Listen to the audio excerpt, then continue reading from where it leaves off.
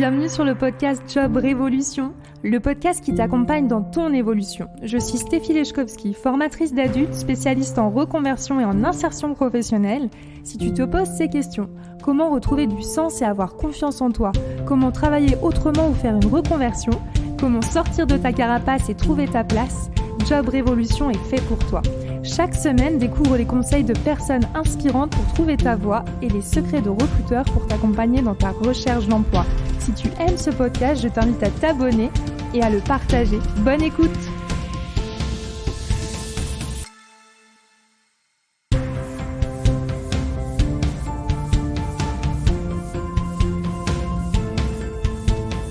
Hello, bienvenue dans ce nouvel épisode de Job Révolution avec comme invité Nelly Mekaoui. Je suis particulièrement contente que vous puissiez découvrir son parcours qui est très inspirant, bienveillant et enrichissant, que ce soit en tant que maman ou si vous êtes dans une période de questionnement pour vous reconvertir. Cet épisode est riche de solutions et d'actions, mais aussi de réflexions.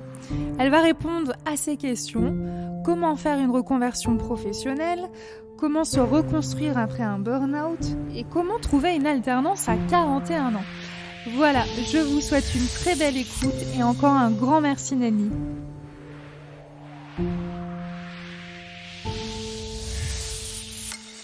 Bonjour Nelly. Bonjour Stéphie. Je suis ravie de t'accueillir pour ce nouvel épisode et sans plus attendre, je vais te poser la question. Qui es-tu, Nelly ? Alors, écoute, tout d'abord, merci à toi de me laisser la parole pour ton podcast. Alors, écoute, moi, je suis Nelly, j'ai 41 ans. Je suis maman de 2 petites filles et je suis actuellement en reconversion professionnelle. J'ai travaillé pendant plusieurs années dans la grande distribution. Puis, j'ai suivi une formation pour devenir secrétaire médicale. C'est un métier, un poste que j'ai exercé pendant environ 13 ans dans une unité de soins psychiatriques pour adultes. Donc, ce fut une expérience très enrichissante au cours de laquelle j'ai beaucoup appris sur l'aspect humain. J'ai pu développer pas mal de compétences, de soft skills. Mais il y a un moment où j'ai eu l'impression de tourner un peu en rond, de ne pas pouvoir évoluer, de subir aussi une hiérarchie très pesante. Les travails se sont fortement dégradés aussi au fil du temps avec une surcharge de travail, un manque de personnel, si bien que j'ai fait un burn-out et là j'ai dû m'arrêter. Donc j'ai eu un arrêt de travail qui a duré environ 1 an. Et il a fallu absolument que je pense à l'après. Donc, j'ai été accompagnée par une psychologue qui est spécialisée dans la reconstruction d'un burn-out, ainsi que du service de santé au travail. Et voilà, donc j'ai essayé de réfléchir à un métier que je pourrais exercer par la suite. J'envisageais plutôt une carrière dans le social et au moment où j'ai signé ma rupture conventionnelle, le Covid est arrivé, donc confinement généralisé en mars. Moi, j'avais signé mi-février ma rupture conventionnelle et là, tous mes projets tombent à l'eau. Je ne pouvais pas me permettre de rester trop longtemps sans activité professionnelle puisque je percevais des indemnités de chômage à cette époque. Et une opportunité se présente à moi de suivre une formation de découverte des différents métiers du digital. Donc, c'était une formation de 3 mois où j'allais découvrir le web design, le développement web, le marketing digital. Et j'ai dit, pourquoi pas.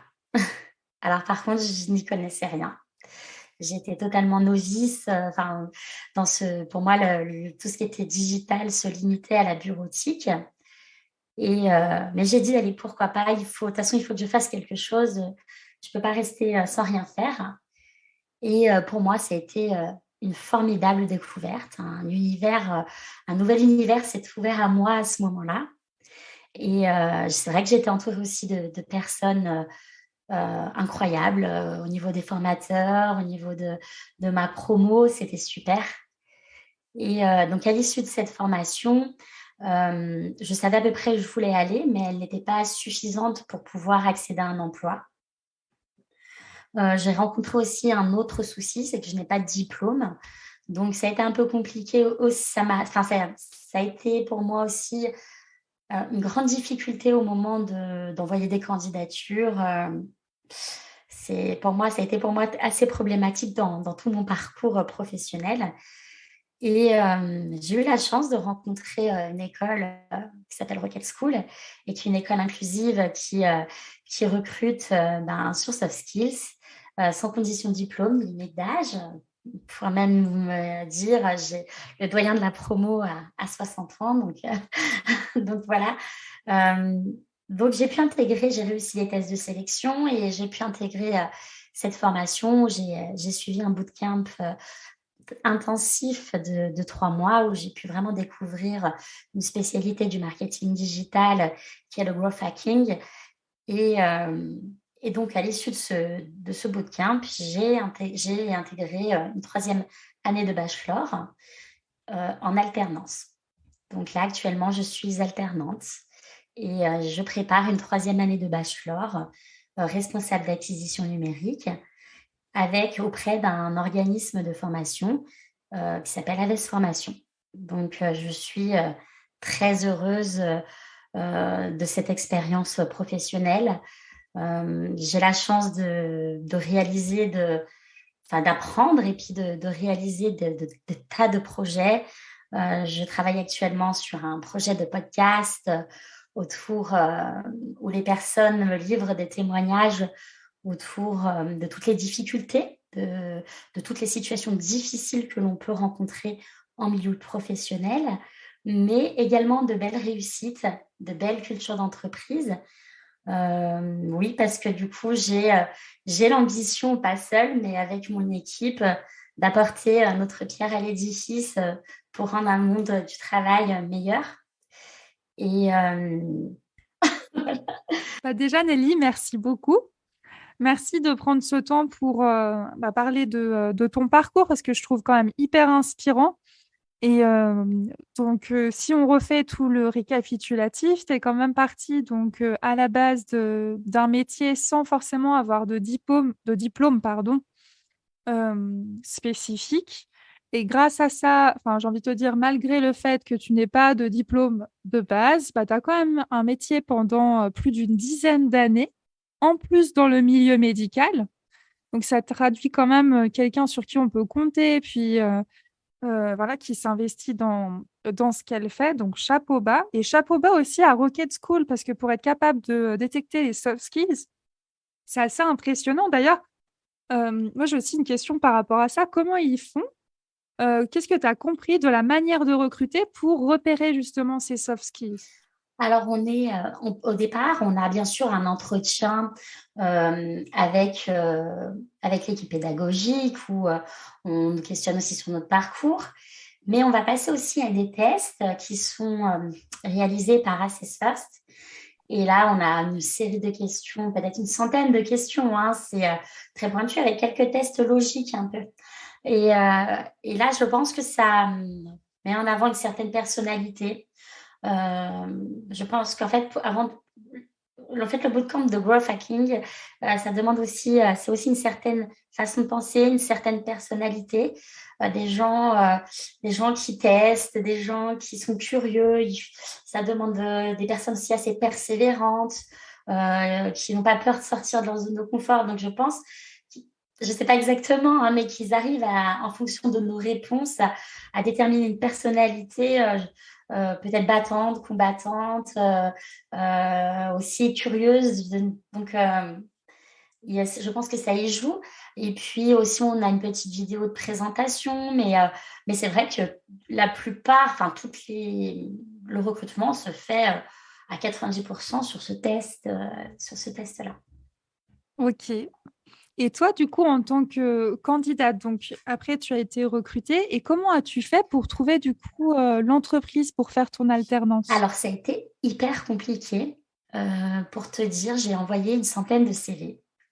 Alors là, le fait de ne pas avoir de diplôme, et enfin, cette difficulté a ressurgi à ce moment-là. Donc, j'ai envoyé une centaine de candidatures, donc aucune n'a abouti à une recherche. En fait, j'avais des réponses, bon, ben, peut-être sur 100, peut-être 20 ou 25 réponses, en me disant que voilà, que ma candidature n'était pas retenue. Le reste sans réponse. Et c'est vrai que j'ai connu des moments, quand même difficiles, des moments de découragement, mais j'ai quand même pu compter sur des collègues de promo, sur aussi des personnes de l'équipe, pédagogique qui m'ont quand même, encouragée, soutenue. Alors après, l'école m'a proposé bien sûr, des entreprises. Après, ça n'a pas forcément matché, que ce soit de leur fait ou du mien, plus par rapport aux missions parce qu'en fait, dans le marketing digital, ça reste assez vaste et il y avait des choses plutôt analytiques, qui me plaisaient pas vraiment. Donc j'ai eu un peu de mal à me projeter et donc j'ai fait plusieurs publications sur LinkedIn, pour un peu me signaler et puis, je me souviens d'avoir fait un carrousel un peu décalé où je me mettais à parler à mon alternance. Et Bravo. et beh, je sais pas, ça m'est arrivé un soir comme ça et de là, peut-être quelques jours après, il y a une personne d'AVS Formation qui m'a contactée en disant qu'il avait bien apprécié cette publication et hem et bah, qui me proposait du coup un entretien et là donc quelques jours après, j'ai été reçue donc par Anthony et Elisabeth, donc du coup qui gère, AVS Formation et heu et cela s'est soldé, ben, du coup par une acceptation de m'accueillir, enfin par l'accueil, au sein de d'AVS Formation et j'étais vraiment super contente parce que là, pour le coup, c'est une entreprise où je me suis projetée, enfin déjà les personnalités, il y a une certaine simplicité. Les questions étaient pour moi assez pertinentes par rapport à des fois les entretiens, on a des questions, on en ressort, j'avais l'impression pour certains entretiens d'en sortir, comme si j'avais fait un marathon, épuisée, parce que, on est martelé de questions, sans fin et là, j'ai senti des questions qui portaient vraiment sur l'humain, plus sur nos personnalités, avec aussi beaucoup de bienveillance et là, je me suis dit: «Ouais, vraiment, je me sens bien, j'arrive bien à me projeter au sein de cette entreprise». Il y avait vraiment, même, dans l'offre d'emploi, il y avait la culture d'entreprise était vraiment mise en avant.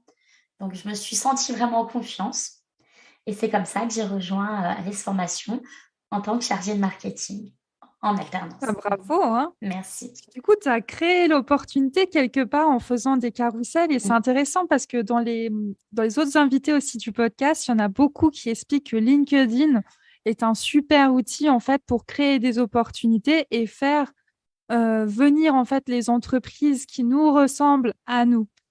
Et bon, bah, toi, tu connais ça encore Mmh. mieux quelque part parce qu'on apprend ça quelque part dans le marketing. Et j'aime bien aussi cette approche, justement, de choisir aussi avec qui on va travailler. Et merci de le souligner parce que parfois, bah, les personnes qui vont faire une alternance se disent qu'elles sont parfois obligées d'accepter une alternance ou même un emploi d'ailleurs. Mais en fait, non. Quelque part, ce qui est intéressant aussi dans l'alternance, c'est que on a des objectifs pédagogiques à atteindre, tandis que quand on prend un emploi, malheureusement, on n'a pas d'objectifs. Par contre, les objectifs aussi qui peuvent être des signaux, en tout cas d'alarme, dont on a parlé justement avant, l'enregistrement que je trouve intéressant, c'est aussi être au clair avec ses valeurs, vérifier si c'est une entreprise bah, qui nous ressemble en termes de valeurs et qu'on se reconnaisse et que les missions aussi, on se sent capable de les faire, on a envie de les faire surtout. Donc, c'est super intéressant. Alors tu sais, moi j'avais vraiment envie, de mettre les chances de toutes les chances de mon côté pour que cette alternance soit une réussite. C'est pour ça que je me suis pas, précipitée sur les premières propositions que j'ai pu avoir, aussi rares fut-elle. Je m'étais même dit, tu vois, même si, je trouve pas d'alternance qui me convienne, j'étais prête même à ne pas aller jusqu'à l'alternance, à faire autre chose. Parce que j'ai vécu un burn-out, quand on vit une souffrance au travail, une situation douloureuse, on a besoin de réparer quelque chose. Quand le travail, on l'associe à la souffrance, et ce qui a été le cas pour ma dernière expérience, puisque je suis partie pour fuir une situation douloureuse. Je pense que j'avais besoin, voilà, je sais que tous les environnements, toutes les entreprises ne rendent pas leurs salariés malheureux. J'en ai bien conscience, mais voilà, je voulais vraiment pouvoir me réconcilier, retrouver un épanouissement dans le monde professionnel. Et pour ça, ça passait vraiment aussi par mon feeling. Je ressentais voilà, j'ai des entreprises où je me disais non, là, il y a peut-être des signaux où je ne me sentais pas, ou alors les missions, je ne me sentais pas non plus. Mais voilà, c'est important pour moi de pouvoir retrouver, me réconcilier aussi avec le monde professionnel. Je comprends tellement. Je suis passée par le burn-out aussi. Et d'ailleurs, c'est grâce à Suisse Nova où j'ai pu travailler l'année dernière, justement, dans une association d'insertion professionnelle où j'aime beaucoup ce que tu dis quand tu parles de réconciliation avec le monde du travail. En plus, en accompagnant les personnes vers l'emploi, pendant un temps, j'ai eu beaucoup de mal à accompagner les personnes vers l'emploi parce que j'avais peur de les envoyer sur le grill, en fait. Tellement mon propre vécu, mais c'était de la projection, hein. Mon vécu était difficile. Donc, effectivement, heureusement que je suis repassée dans le monde du salariat pendant un temps pour faire cette fameuse réconciliation qui est juste nécessaire. Et aussi, c'est intéressant ce que tu dis en disant, bah oui, ça existe en fait. Des entreprises dans lesquelles on peut se sentir bien existent. C'est pas tout le monde, c'est pas dans. Malheureusement, il y a beaucoup d'entreprises qui sont en reconstruction, mais il y a aussi beaucoup d'entreprises justement qui fonctionnent différemment. Donc, merci aussi de le relever pour toutes les personnes qui nous écoutent.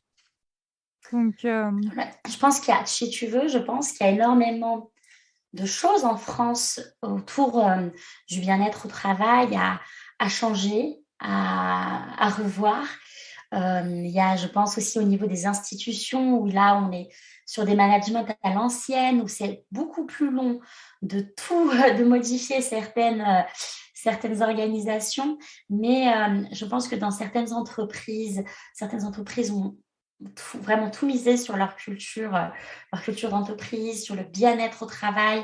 Et il y a certaines choses qui avancent. Donc, on va être optimiste, on est sur la bonne voie, mais ça va prendre encore du temps. Il y a encore beaucoup de choses à travailler, mais voilà, je me veux optimiste et me dire qu'on ne peut pas forcément, le monde du travail ne sera pas forcément toujours rose, parce que le monde du travail est complexe, parce qu'on travaille aussi avec d'autres individus, parce que derrière, il y a des objectifs au sein d'une entreprise. Donc, forcément, on sera toujours confronté à des tensions, à des conflits, mais on ne doit pas arriver. Enfin, je pense qu'il faut arriver aussi à pouvoir être que les managers puissent être plus à l'écoute, plus à proximité, qu'ils aient plus de proximité avec leurs équipes, justement pour prévenir, pour pouvoir anticiper ce qu'on appelle les troubles psychosociaux, notamment le burn-out. Bien que toute la responsabilité n'incombe pas forcément aux entreprises, mais il y a aussi il y a une part qui nous appartient dans ces choses-là. Mais je pense que parfois, il y a une surcharge de travail, des conflits peut-être entre collègues qui ne sont pas gérés. Voilà, il y a des pistes d'amélioration, et j'espère que de plus en plus, les entreprises vont prendre le bien-être, vont considérer le bien-être au travail comme vraiment une priorité. je pense, en tout cas, en Suisse aussi, il y a quelque chose qui aide pas mal aussi, c'est le taux d'activité qui peut être. Il y a beaucoup de temps partiel, en fait. Donc, même dans la manière de travailler, repenser aussi le temps de travail, c'est assez intéressant, je trouve. Donc, ça peut être une piste à suivre, en tout cas, par la suite. Après, je voulais aussi aborder avec toi, justement, qu'est-ce qui fait, enfin, quels ont été tes blocages, tes croyances limitantes, parce que j'imagine que ça n'a justement pas été un parcours forcément évident de A à Z, mais quelles ont été, pour toi en tout cas, tes difficultés à travers ce parcours et comment tu les as surmontées? Alors, les croyances limitantes, j'en ai eu, j'en ai eu tellement et d'ailleurs, c'est ce qui m'a, je pense, ces croyances limitantes m'ont plus ou moins, ou on va dire, favorisé mon burn-out puisque j'étais déjà plus très à l'aise sur ce poste où j'avais une sensation un peu d'ennui, de routine et puis, mais je me disais tous les jours: «Je ne me vois pas rester là jusqu'à ma retraite. Je ne me vois pas rester là encore 10 ans» et c'était souvent quand j'étais devant mon écran sur mon poste, ce que je me dis je me le pensais au plus profond de moi-même, mais je me disais: «Mais tu vas faire quoi sans diplôme?» En fait, j'étais convaincue que je ne pourrais jamais rien faire d'autre, et si tu veux, voilà, donc tu es dans une spirale un peu infernale où, tu as envie de partir et puis mais tu penses que tu ne peux rien faire d'autre donc au bout d'un moment, tu es comme le hamster dans sa roue dans un cercle vicieux qui te finalement destructeur et puis, mon burn-out m'a finalement, libérée, sauvée. Le paradoxe, c'est bien sûr, ça a été une expérience extrêmement douloureuse. Hem, Ça a occasionné beaucoup de souffrance, mais ça a été mon point de sortie. Sans ça, je serais peut-être restée encore des années à me dire: «Qu'est-ce que tu vas faire? Qu'est-ce que tu vas devenir?» en restant en imaginant que j'étais pas capable de faire autre chose et là, il m'a poussée, par la porte de sortie malgré moi. Donc pendant mon arrêt de travail, bien sûr, j'ai eu ce temps où j'étais extrêmement épuisée et au moment où j'ai commencé à me reconstruire au fil des mois, il a fallu vraiment penser à l'après. Et là, bien sûr, ces croyances limitantes, c'est que maintenant, qu'est-ce que tu vas faire? Tu es libre, mais sans diplôme, qu'est-ce que tu vas faire? Et heu et l'aspect financier, parce que, en étant maman de 2 petites filles, il fallait aussi, ne pas rester sans revenus ou accepter d'avoir moins de revenus parce qu'être en alternance, c'est aussi, avoir un salaire assez bas forcément, et hem et voilà, donc l'aspect financier était vraiment, l'aspect financier, le doute, la peur, de ne pas être capable, de ne pas être capable de faire quoi que ce soit et encore moins peut-être, un univers que je ne maîtrisais pas. Je pense que souvent j'aime bien appeler la zone de confort, une zone d'inconfort parce que, si tu veux, ma situation où j'étais restée sur mon poste depuis tellement de temps, hem je peux pas l'appeler une zone de confort parce que j'étais malheureuse, donc je l'appelle ma zone d'inconfort, mais je me sentais plus ou moins en sécurité dedans parce que j'allais pas me reconfronter au monde, aux recruteurs qui allaient me dire: «Mais vous avez pas de diplôme, vous avez quoi comme diplôme?» Oui, effectivement, mais ça fait penser au fait que quelque part, quand on fait le changement, ça fait forcément peur dès qu'il y a un changement. Puis, la zone d'inconfort, c'est la zone que tu connais, donc elle paraît quelque part confortable quand même. Mais en même temps, quand il y a la goutte qui fait déborder le vase, c'est là qu'on déborde et puis qu'on part. Donc, heureusement, des fois qu'il y a le corps qui réagit, mais c'est pas forcément évident et surtout, on peut agir avant. J'avais une question par rapport aussi à la dimension financière qui est quand même un point hyper important pour beaucoup. Toi, comment tu as fait justement, pour pouvoir pallier justement cette peur-là? Qu'est-ce que tu t'es dit? Qu'est-ce que tu as fait ou calculé pour pouvoir te permettre de dire: «OK, c'est pas grave, banco, je vais dans cette direction»? Alors, ça demandait beaucoup de sacrifices. Donc j'ai mon mari, donc on avait la possibilité, bon, d'avoir, 2 revenus. Donc bien que mes revenus, soient un peu plus faibles, qu'avant. Mais on s'est dit: on va le faire» et puis, mais par contre, bien sûr, ça de toute façon, ça va passer au bout d'un moment. Je pense que quand on a un objectif, quand on a vraiment envie d'aller jusqu'au bout, on va se sacrifier, on trouvera toujours les moyens, on va essayer de rogner un peu, un peu par-ci, moins de loisirs, voilà, peut-être qu'on n'est pas parti en vacances, peut-être il y a des loisirs qu'on a laissé tomber. Mais voilà, je me dis: «C'est temporaire, ça reste pour un projet qui me tient à cœur, pour un projet finalement de vie, puisque on va être amené à travailler de plus en plus longtemps dans notre vie et c'est important et voilà, donc c'est passé vraiment par de très gros sacrifices. Et justement, comment tu as annoncé justement à ton compagnon? Parce que c'est vrai que autant il y a des personnes qui sont solo, donc voilà, mais il y a aussi pas mal de personnes qui bloquent aussi au niveau familial. Je pense en plus justement à des personnes que j'accompagne là, qui ont peur de ce que leur mari va dire, qui ont peur de ce que même les autres personnes de leur famille vont dire, de faire un changement comme ça, même des enfants aussi. Donc toi, quel conseil tu donnerais plutôt pour annoncer cette envie de changement ou ce projet en fait? Alors après, bien sûr, là, c'est un peu délicat parce que chaque personne est différente, chaque famille, chaque structure, chaque lien dans les familles est différent. Au début, mon mari, c'est pas qu'il n'y croyait pas vraiment, mais pour lui, cette reconversion dans le digital, je pense pas qu'il était très convaincu au début. Il s'est dit: «Elle a peut-être fait ça, un petit peu, par dépit». Donc au départ, je pense qu'il y croyait pas vraiment parce qu'il me disait souvent: «Mais tu es sûre? Parce que quand même, ça va être des sacrifices». Et puis quand il a vu que j'ai commencé à m'y mettre vraiment à fond et que j'ai pas changé de cap et je suis plutôt quelqu'un comme ça en général, je suis assez persévérante, je suis pas une personne qui baisse les bras facilement. Après voilà, quand il a senti, il a vu, tous les efforts parce que bien sûr on parle pas, on parle de la reconversion, comme si c'était quelque chose de simple, mais on va pouvoir en parler après de tous les sacrifices au-delà financier parce que, quand on est parent, il y a aussi tout ce comment on gère aussi nos enfants, à côté, parce qu'il y a l'emploi, mais aussi il y a les cours, il y a toute une gestion. Mais ouais, ça a été difficile parce que, ben, j'ai dû, je sais pas, il y a eu par exemple, pour les horaires avec les cours, j'ai dû prendre une nounou. Une nounou, ça m'a rajouté aussi des frais supplémentaires, mais j'ai de la chance que, mon mari m'a suivie dans ce projet.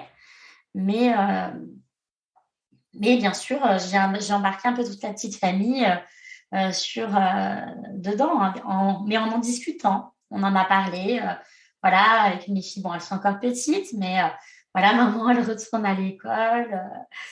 C'est pour ça, peut-être, maman, elle est un peu moins disponible. Elle est souvent sur son ordi. Mais, voilà, c'est pas simple, mais c'est faisable. Il faut se dire que c'est temporaire aussi. Dans mon cas, c'est 1 an. C'est pas 10 ans, 5 ans. Donc, je pense qu'on peut faire un sacrifice d'une année pour un avenir meilleur. Enfin, je l'espère. En tout cas, c'est ce que je te souhaite, hein, ça c'est sûr. Pour toi, est-ce qu'il y a un déclic qui t'a marqué justement, que ce soit peut-être dans la découverte du métier, du growth hacking? Alors, donc, quand j'ai suivi ma première formation de découverte, donc où j'ai découvert vraiment le marketing digital, j'ai eu un formateur qui était vraiment génial et qui m'a beaucoup encouragée à poursuivre. Et il a vraiment réussi à me transmettre sa passion. Il était passionné et il m'a donné, donc j'ai eu l'occasion d'être sa stagiaire pendant quelques semaines dans le cadre de cette formation. Et, il m'a beaucoup encouragée en me disant: mais ça y est, tu es la meilleure, tu vas y arriver. Il a vraiment toujours, et puis même après, quand j'ai quitté la formation, je lui demandais beaucoup de conseils sur l'après parce qu'il commençait à me connaître et il savait vers quoi je voulais aller. Puis des fois, je lui dis: «Qu'est-ce que tu en penses, par exemple? Est-ce que ça, c'est pour moi?» Il me dit: «Oh, bah, je sais pas, attends, je te verrai plus». Pour moi, c'était vraiment un guide. Il m'a beaucoup, beaucoup apporté. Euh, Et comment il s'appelle alors? Parce que du coup, c'est oui, bien, mais il faut quand même oui, on va le qu'on mentionner. évoque son... Ouais, c'est important. Bon, il s'appelle Julien Romeu, il est formateur en marketing digital et il m'a beaucoup, il m'a beaucoup encouragée. Je lui dis toujours, quand je suis arrivée en formation avec lui. Ça a été le premier cours qu'on a eu et je lui disais toujours: «Quand je suis arrivée avec toi en formation, je ne savais même pas faire une copie d'écran» et ça peut paraître bête, hein, mais quand on est secrétaire, on ne fait pas forcément médical, et on a des outils, on ne fait pas forcément des copies d'écran. Et donc, et puis en dehors de ma vie, dans ma vie personnelle, j'étais pas très ni réseaux sociaux, ni très, très numérique, ni très digital. Et c'est vrai qu'il m'a beaucoup encouragée à chaque étape pour l'après, même au moment de mes inscriptions à Rocket School. Je lui ai demandé des conseils. Je lui ai dit: «Qu'est-ce que tu en penses? Est-ce que ça pourrait me convenir?» Et c'est vrai que ça a été pour moi vraiment quelqu'un qui m'a beaucoup encouragée, qui m'a toujours beaucoup boostée. «Vas-y, fonce!» et même quand j'avais mes fameuses croyances limitantes et tout mon syndrome de l'imposteur, il était toujours là à m'encourager et c'est vrai que, ben, je le salue et s'il écoute ce podcast et en tout cas, je le remercie pour son soutien, et et pour tout ce qu'il a pu m'apporter, m'apprendre, durant ce parcours de reconversion parce que je pense qu'il y a en tout cas, beaucoup contribué. Oh, c'est chouette. Bah, merci pour ce joli témoignage, puis cette dédicace. Et peut-être que je peux aussi souligner l'aide que ça peut faire de rencontrer des formateurs, des enseignants ou des mentors. Quand on fait une reconversion professionnelle, des fois, ben, on se reconvertit vraiment vers des choses qu'on ne connaît pas du tout. Et le fait de parler à quelqu'un qui fait peut-être déjà le métier ou qui forme dans ce domaine, ça peut vraiment vous aider à être plus au clair à ce à quoi vous attendre et soit à vous conforter, soit au contraire peut-être à vous dire, bon, bah non, c'est peut-être pas fait pour moi. Et ça, par exemple, vous pouvez très bien utiliser LinkedIn pour chercher des personnes qui font le métier pour lequel, en tout cas, que vous avez peut-être en cible. Et voilà, avant même de vous engager dans une voie, ça peut déjà être une piste pour pouvoir vous aider. Et après, quand on a des formateurs comme ça, je trouve chou. En tant que formatrice, en plus, ça me touche parce que généralement, quand on a des formateurs passionnés, ils en deviennent passionnants. Et ça vient pendant la formation et après. Donc, chapeau à Julien, c'est ça, hein? Oui, c'est ça, Julien. Chapeau Non. à Julien. Mm. Non, non, vraiment, il a vraiment réussi à susciter une vocation, chez moi. C'est vraiment, oui, une personne passionnée qui a vraiment réussi à transmettre. Il était toujours disponible même pour l'ensemble de l'équipe et vraiment, je lui dois une part de ce cheminement puisque, voilà, comme tu parlais de mentor, un jour, je lui ai dit: «Pour moi, je te considère un peu comme un mentor finalement, puisque Ah, y a voilà. toujours quelqu'un», je pense que dans chaque un peu réussite, même si bon, je veux pas dire une réussite, mais en tout cas dans chaque projet qu'on arrive à mener à bien, et souvent on a une personne qui nous a tendu une main, on a eu une main tendue et et puis, bah, Julien en fait partie, en a fait partie. Mm. Bah, merci. Et puis, une main tendue et une oreille aussi. Je trouve intéressant ce que tu disais sur l'importance de parler tout simplement, parce que même si on a tous des familles différentes, puis des budgets différents, etc., le simple fait juste de discuter, c'est tout bête, mais oser parler en fait de ce qui vous dérange dans votre travail actuel, oser parler de ce que vous avez envie aussi. Parfois, c'est parfois plus compliqué d'oser dire ce qu'on aimerait. Mais voilà, simplement aussi oser partager ce que vous vivez pour pouvoir avoir un autre regard, puis surtout avoir une écoute attentive, que vous ne soyez pas tout seul à ruminer. Si vous le pouvez, c'est quand même vraiment aidant. Et j'avais aussi une question sur justement, bah, enfin, toi, à travers ton parcours, tu as hyper évolué. Est-ce que tu aurais 3 conseils à donner à une personne qui est en transition? Je parle de transition parce que le mot reconversion, je l'aime bien et en même temps, je l'aime pas parce que, on peut très bien évoluer professionnellement sans forcément changer de métier totalement. Et puis de toute façon, quand on est dans une transition professionnelle, même vers le même type de poste, mais dans une autre entreprise, c'est quand même une transition et une évolution. Donc, Voilà, voilou, je t'écoute. Alors, bah, ce que je peux donner comme conseil, alors notamment aux personnes qui vont faire une transition, mais avec un virage à 180 degrés, euh, pour celles-ci, je leur conseillerais d'être accompagnées. Moi, pour ma part, j'ai été accompagnée par ma conseillère Pôle emploi, puis par rapport par la suite, par mon mentor et puis mon entourage. Mais voilà, ne restez pas seul parce que parfois, il y a certains projets qu'on pense réalisables, on n'a pas forcément la connaissance de est-ce que c'est un métier en tension ou pas, ou ou même ne serait-ce que les étapes à aborder. Donc voilà, je conseille à tout le monde de se rapprocher peut-être d'un conseiller ou conseiller en évolution professionnelle, peut-être de Pôle emploi, ou tout ce qui va être bilan de compétences. Mais quand on veut vraiment changer du jour au lendemain, euh, ouais, je conseille de ne pas le faire seul. Parce que Bah, parfois, on est avec ses doutes, on peut hésiter. Et puis des fois, il y a une réalité. La personne peut nous apporter une réalité à laquelle on n'avait peut-être pas pensé. Je pense que rester seul, c'est peut-être pas la meilleure solution. Bien qu'il y en a qui cheminent en solo, mais, euh, mais je vous conseillerais quand même d'être accompagné. oui, puis je pense aussi c'est un atout pour le fait d'avoir des objectifs. Parce que vu que quand même le changement fait peur, même si on est mal dans une situation, faire le changement seul, parfois, c'est pas évident. Et puis, on reste quand même comme tu disais tout à l'heure, dans nos zones de confort inconfortables, on va dire. Et puis, du coup, le fait d'avoir quelqu'un qui nous suit, d'avoir des rendez-vous où on sait qu'on s'engage, en fait, avec la personne, c'est aussi un engagement qu'on a envers nous-mêmes. Et ça, j'ai eu beaucoup de retours des personnes que j'accompagne sur simplement ça, en fait. D'ailleurs, c'est drôle, à chaque fois que j'ai quelqu'un de nouveau que j'accompagne dans une démarche soit de recherche d'emploi ou de bilan, eh ben, le changement, il commence déjà à s'opérer à partir du moment où la personne, elle a pris rendez-vous avant même le premier rendez-vous.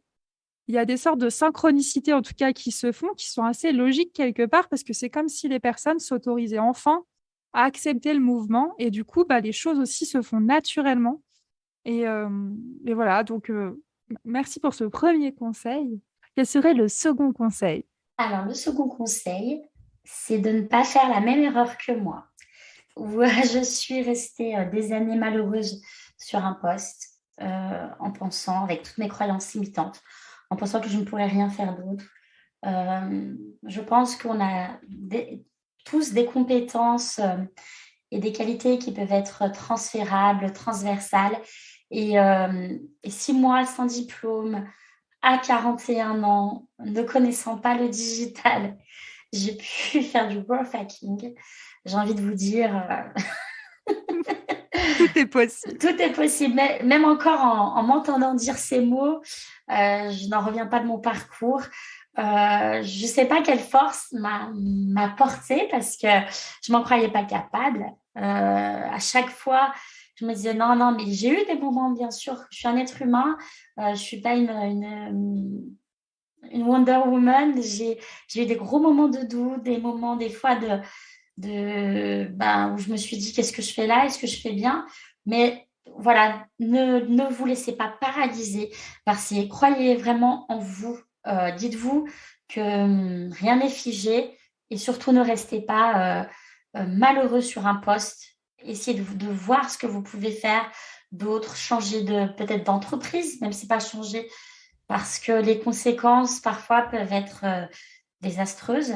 Et j'en ai malheureusement fait la triste expérience. Donc, écoutez-vous et quand ça ne va pas, eh ben, enfin, oser le changement. Il y a quelque chose de très bienveillant que tu disais tout à l'heure qui va dans le sens de ton conseil. Enfin, tu parlais tout à l'heure aussi de la notion de temps et de prendre le temps et aussi du fait que ce soit temporaire. Et je trouve chouette de valoriser ça, en fait, dans le sens où, effectivement, bah, c'est oser le changement. Et au cas où, même si c'est pas évident, c'est temporaire. Et quand on est en mouvement, quand on fait un changement, forcément, ça déstabilise, mais c'est ce qui est aussi nécessaire pour pouvoir avancer. Et voilà, donc l'idée de prendre le temps pour soi, pas vouloir se précipiter dans une direction. Il y en a peut-être plusieurs d'ailleurs que vous allez prendre. Et puis au fait que ce soit temporaire. Oui, parce que parfois vous avez, alors, faut bien faire la distinction, c'est que vous allez avoir des formations, si vous changez de métier, il va falloir prendre du temps parce que là, vous allez carrément devoir reprendre une formation longue et, ce temps est nécessaire parce on ne change pas, on n'apprend pas un métier comme ça du jour au lendemain. Ça va vous Mmh. demander déjà d'acquérir des connaissances théoriques et après, soit par une période de stage ou d'alternance pour pouvoir justifier aussi d'une expérience professionnelle parce qu'au-delà du diplôme, souvent, en fait, on redémarre. J'avais l'impression de redémarrer comme une jeune de 18 ans parce que finalement, mon expérience passée, en termes de compétences métiers, ne me sert plus. Alors, j'ai mes soft skills, j'ai mon savoir-être, ma personnalité qui a pu être appréciée par l'entreprise pour laquelle je travaille actuellement. Et c'est en partie sur ces critères-là que j'ai été recrutée, puisque, enfin, je veux dire, une entreprise ne doit pas être dupe. Quand on arrive en tant qu'alternante, faut pas imaginer qu'on aura les mêmes compétences qu'un senior, sinon on n'accepterait pas de passer par la case alternance. Enfin, forcément, donc il y a aussi, je pense que c'est important bien sûr d'avoir des bases de compétences métiers, mais arriver aussi avec des soft skills. Une entreprise pense qu'une personne motivée, même si elle n'a pas tout acquis toutes les compétences techniques, mais sa motivation fera le reste. C'est-à-dire qu'elle aura l'ambition, la volonté d'évoluer au sein de l'entreprise. Oui, puis la notion aussi d'apprentissage, elle est quand même vachement importante dans ce que tu dis. Et puis aussi, j'ai quand même envie de parler aux personnes qui recherchent même un autre emploi ailleurs, parce qu'en fait, il y a quand même la période d'essai et parfois, selon les métiers que vous faites, bah, dans une entreprise, ça peut être très différent d'une entreprise à une autre. Donc, s'accorder aussi le temps, en fait, de se former. Et c'est pour ça qu'il y a la période d'essai aussi. Et forcément, si vous faites une alternance, vous êtes en formation. Donc, c'est normal d'être dans une position aussi bah, d'apprenant, en fait.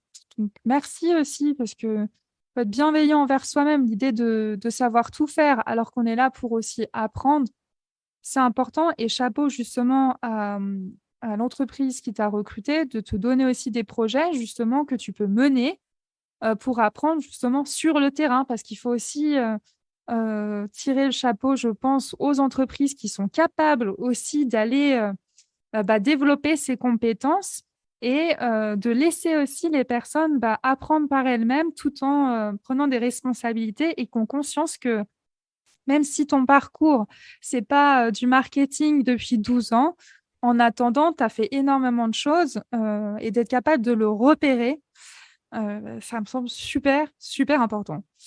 Et d'ailleurs, est-ce que tu aurais un autre conseil à proposer? Eh bien, écoutez, si j'avais un dernier conseil à proposer, c'est au niveau de votre mental, soyez toujours positif. Alors, je sais que c'est facile à dire, mais quand on pense, je ne vais pas y arriver, je ne vais jamais trouver. Alors, ça m'est arrivé, hein, ces périodes d'abattement, mais finalement, dès qu'on pense négatif, finalement, je crois qu'on récolte du négatif. Il faut essayer d'un moment, quand on a un moment d'abattement, de se dire, je vais y arriver, s'écrire, je vais y arriver, même si ça va prendre plus de temps. Je sais ce que je veux, je vais y arriver. Et vraiment, ne pas se décourager. Les choses peuvent mettre du temps parce que, en fonction de certaines, peut-être, de certains secteurs, en fonction de nos âges aussi, parce que un alternant, par exemple, dans mon cas, pour mon alternance, j'ai mis beaucoup plus de temps que d'autres, parce que peut-être qu'elle était plus jeune et certaines entreprises préfèrent recruter des personnes plus jeunes.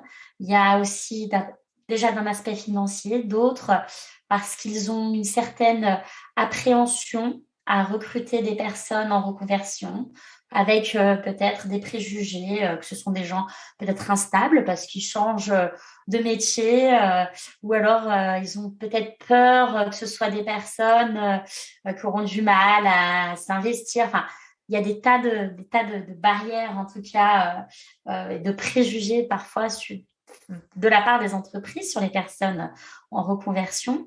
Je suis très heureuse, en tout cas, d'avoir pu trouver une entreprise qui allait bien au-delà de ces préjugés, puisque j'ai été recrutée sans CV, chose qui est rare. Ce qui ne veut pas dire que l'entreprise qui recrute sans CV n'a pas d'exigences. Ma responsable avait des exigences dont elle-même, elle les connaissait, elle les savait. Mais je pense qu'elle a senti qu'elle pouvait me faire confiance au moment de cet échange qu'on a pu avoir. Alors qu'avec un recrutement avec CV, je n'aurais probablement peut-être aujourd'hui peut-être pas eu d'entreprise pour m'accueillir, puisque avec 100 candidatures, je n'ai pas eu un seul appel. Ah ouais. Ouais, les seuls entretiens que j'avais eus, c'était ceux présentés par l'école. J'avais dû en avoir 4-5. Oui. Donc pour moi, voilà, c'est vraiment une preuve d'ouverture, le recrutement sans CV, faire confiance peut-être accueillir aussi une personne en reconversion professionnelle. Elle aura d'autres choses à apporter à une entreprise, comme on en parlait tout à l'heure, de compétences transférables ou transversales. Donc, Ok. Non, mais c'est super intéressant. Franchement, bravo aussi à toi parce que ce que tu relèves et ce que tu montres, en fait, non seulement tu donnes des conseils, mais tu les as appliqués et ça se reflète dans tout ce que tu as dit à travers cet épisode. C'est que, par exemple, quand tu dis de garder l'idée d'être positif, si tu te disais, bah voilà, j'ai fait 100 candidatures, zéro réponse positive, etc., et que tu te focalises là-dessus, je pense que tu n'aurais pas forcément fait ce post sur LinkedIn qui te met vachement en avant. Donc, franchement, chapeau. C'est un peu un retournement de situation de dire, hey, j'existe. Vous voyez pas passer mon CV, mais regardez là, j'existe et regardez ce que je suis capable de faire. Au cas où aussi, je ne l'ai pas mentionné, mais c'est important. Pour ceux qui ne savent pas ce que c'est qu'un carrousel. Un carrousel, ce sont des images qui défilent et du coup, sur LinkedIn, c'est assez connu. Sur Instagram aussi, souvent, ça peut être du contenu pédagogique pour vous apprendre quelque chose ou partager une notion. Et c'est souvent aussi utilisé justement pour proposer ces services sous forme de CV différemment. D'ailleurs, j'aimerais bien, c'est possible que tu m'envoies le lien vers le carrousel que tu avais publié. Comme ça, je le mettrai aussi dans le descriptif de l'épisode pour que ça puisse servir d'exemple si tu es d'accord, évidemment. bien sûr, bien sûr. Alors, Top. c'était assez décalé, si tu veux. J'avais déjà fait un premier post, pareil, avec un carrousel qui était beaucoup plus, comment te dire, classique, où je parlais de mon parcours, des dates de mon alternance. Et là, écoute, on arrivait, il me restait une deadline très courte, je crois 15 jours avant la deadline pour trouver son alternance. Et là, j'ai dit, bah, écoute, c'était vraiment j'étais dans ce mood où j'étais un peu triste, à la fois triste. Et puis, je me disais, je vais jouer ma dernière carte, tu vois. Et là, ben, j'ai laissé un peu comme ça mon imagination. J'ai dit, allez. Et puis, c'est un peu, tu verras, c'est un peu décalé, pas trop dans ce qu'on peut trouver. Ça sera pas trop les carousels d'étudiants en recherche d'alternance, ça sera vraiment autre chose. Mais je t'enverrai le lien avec grand plaisir. Ah, c'est super. Puis tu t'es autorisé aussi à être toi-même. Je trouve intéressant parce que quand tu sors du cadre, quand tu sors du format CV et compagnie et que tu t'autorises à communiquer différemment, bah ça se ressent aussi. Bah oui, forcément, le processus est différent, mais le résultat est aussi différent. Il peut être bien plus positif aussi en étant soi-même. Et c'est aussi le but de ce podcast, c'est aussi de montrer que finalement, la beauté de la chose quand on fait une reconversion ou qu'on recherche un emploi, c'est de se retrouver aussi soi-même et d'être le plus authentique possible à la place qu'on va prendre. Donc, j'espère sincèrement que cet épisode vous encourage à aller dans cette direction. Et puis, qu'est-ce qu'on peut... Parce qu'il faut aussi que j'explique comment j'ai découvert Nelly. Justement, c'est grâce à ses posts sur LinkedIn. Et Nelly partage énormément de posts super intéressants sur la reconversion, sur l'approche aussi des femmes au travail, que je trouve super intéressant. Là, j'ai regardé les derniers qui sont très chouettes. Donc, merci en fait aussi de prendre le temps d'écrire ces posts parce que ça met aussi en lumière une manière de travailler, le bien-être au travail et aussi ça nous pousse à réfléchir autrement. Et il y a beaucoup de bienveillance dans tout ce que tu partages. Donc, je suis très, très heureuse de t'accueillir ici.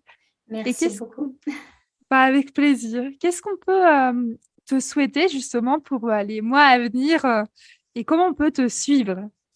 Alors, vous allez pouvoir, alors déjà, ce qu'on peut me souhaiter, je lance un petit message à Elisabeth, qui est ma tutrice et fondatrice d'Aves Formation, de rester le plus longtemps possible, de travailler à ses côtés parce que beaucoup de bienveillance, j'apprends énormément. J'apprends énormément à ses côtés.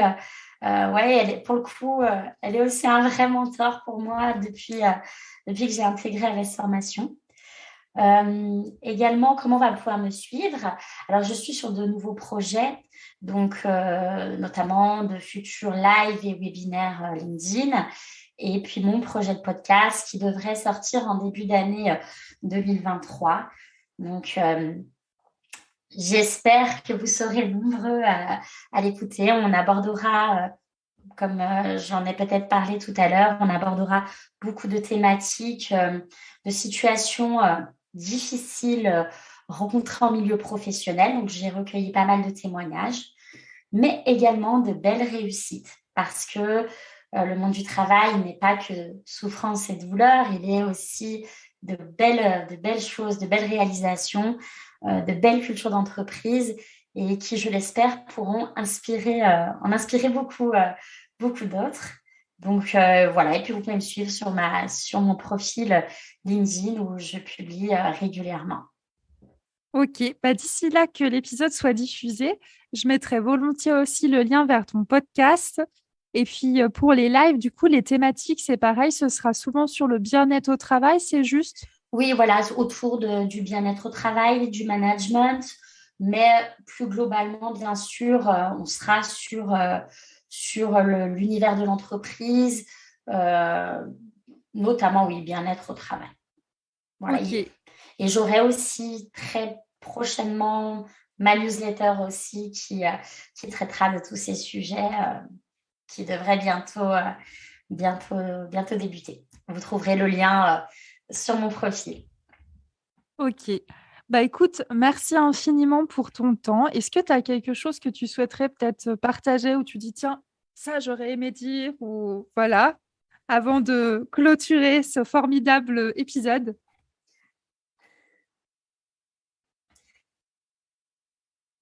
Alors, pour conclure, si j'avais un dernier message à faire passer, j'ai envie de vous dire, il n'est jamais trop tard.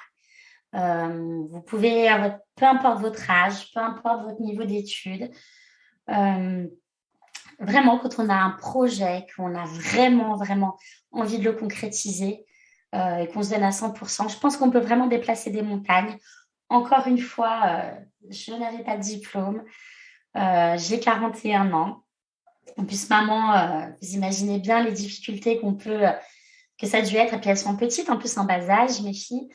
Vraiment, croyez en vous. Foncez. Et n'écoutez pas parce que parfois, vous pouvez avoir aussi l'entourage qui nous dissuade. Mais vraiment, écoutez votre petite voix, votre conscience et vous verrez, vous arriverez à réaliser vos projets, vos rêves. Voilà. Merci Nelly. Merci parce que pour la petite histoire, je le précise aussi, Nelly, elle a été super chou, elle a voulu garder notre entretien alors qu'elle est toute maladou. Voilà, moi je vous dis, j'ai des invités en or sur ce podcast, donc merci du fond du cœur Nelly. Et puis merci pour tout ce que tu partages juste à travers ton parcours et en plus à travers tout ce que tu as dit dans ce podcast. Merci beaucoup. Merci Stéphie, à très bientôt.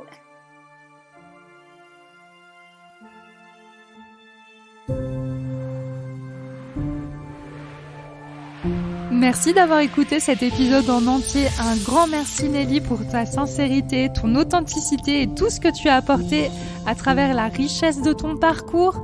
Merci beaucoup. Je vous invite à suivre Nelly sur LinkedIn, mais aussi à l'écouter à travers le podcast d'Aves Formation qui s'appelle La Ramasse Salariale, où elle aborde le bien-être au travail, mais aussi les non-dits. Si vous avez aimé cet épisode, je vous invite à le partager aux personnes que ça peut aider. Et d'ici là, je vous dis à très vite.